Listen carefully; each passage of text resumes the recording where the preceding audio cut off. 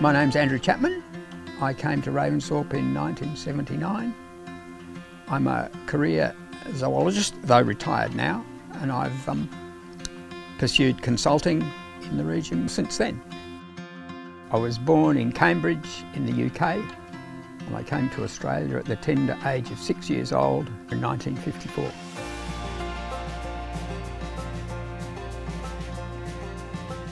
Me and my sister, who was 2 years younger than I, we thought, we're in Australia now, so let's be part of it.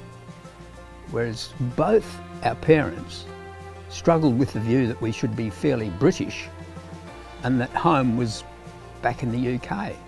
When our parents said to us, you know, don't speak like that, no one will know what you're talking about when we go home, we thought, huh? I thought we were home. And anyway, who cares if we are talking like Aussie kids?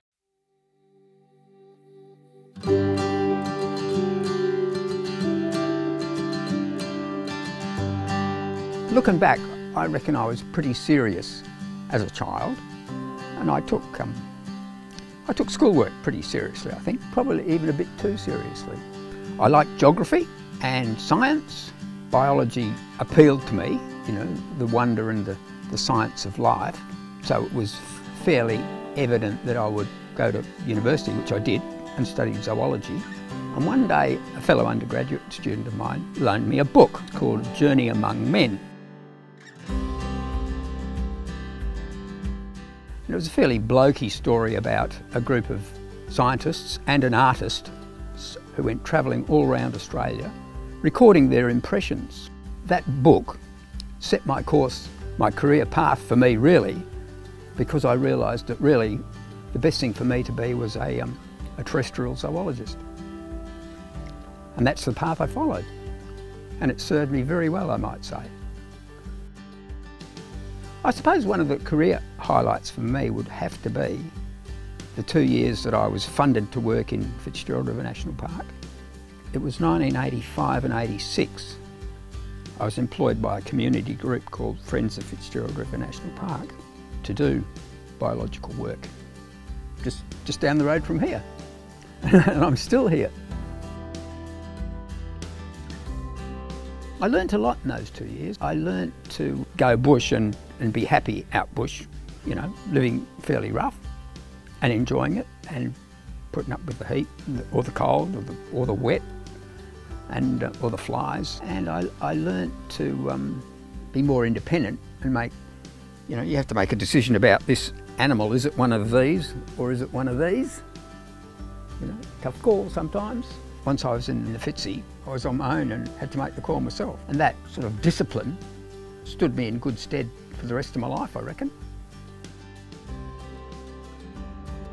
The funny thing about Fitzgerald National Park is its botanical richness was realised more than 100 years ago, as all these amazing plants eventually made their way back to the then director of Kew Gardens. Said, wow, I've never seen so many amazing plants from any one place in all my life.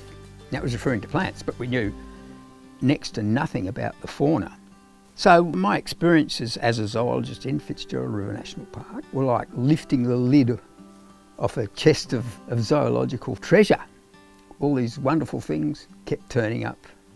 I realised that the Fitz was very different in that it was still a large, remote, largely unchanged area. That is an amazing attribute of the Fitz, that it has retained its sort of feel of remote grandeur, which of course contributes to its high biodiversity. I'm a recent participating member of the Ravensthorpe Historical Society. History is not only about objects and places and what happened where, but it always comes back to people. And if someone brings in, it could be a piece of old farm equipment, or it could be an old book, or it could be something that was used in the household in the 1930s or something like that. I mean, that's interesting in its own right, but once you scratch around a bit and you find, you know, who used it, why they used it, where they used it, you have a story about a person or a group of people. That history tends to focus on, you know, the big events, who first found gold and who planted the first crop and who sailed along the south coast. But what history really is about is how ordinary people who never feature in the history books lived their lives. What I'm really drawn to in Ravensthorpe, Hopetoun area is it's in the middle of nowhere, but it's on the edge of everywhere. I mean, it's on the edge of the ocean, it's on the edge of the land, on the edge of the arid zone, and it's on the edge of the southwest. It's on the edge of the mineral producing area, and it's on the edge of the farmland. And those differences make its history and social structure as interesting and unique as it is.